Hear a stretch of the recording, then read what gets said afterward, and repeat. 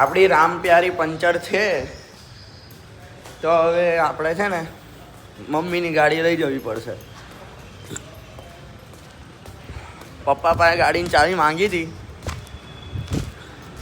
પણ હવે શું કરવાનું. પપ્પાએ કીધું પછી લઈ જજે. મેં કીધું સારું. એટલે પંચર જ છે હજુ બી.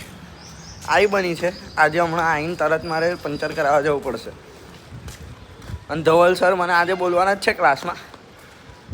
કારણ કે દરરોજ લેટ થાય છે. કંઈક ને કંઈક રીઝન હોય છે. એવું નહીં કે હું જુઠ્ઠું બોલું છું કે હું મોડો ઉઠું છું.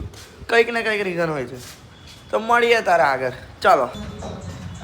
દર્શનભાઈ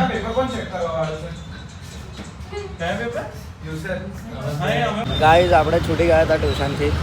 હા ભાઈ જુઓ ગાઈઝ આજે મંડે છે અને મંદિર આવવું જરૂરી છે તો આપણે આવ્યા છે.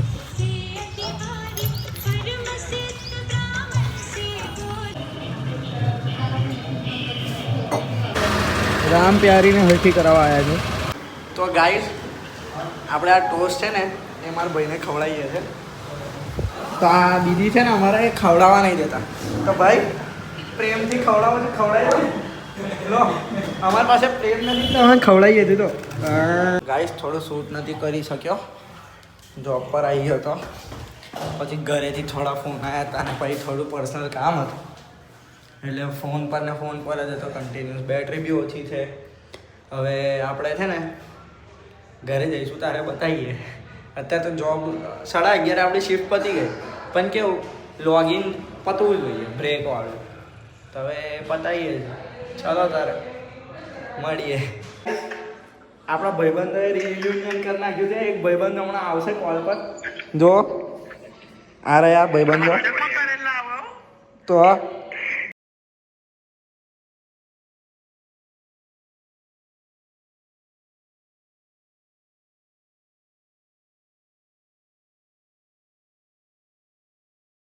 તમારો ભાઈ 2 વાગી ગયા છે તો જાગે છે.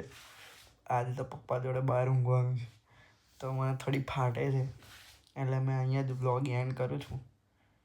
તો જય માતાજી. આવજો. મળીએ તો આગળ. ચલો બાય બાય.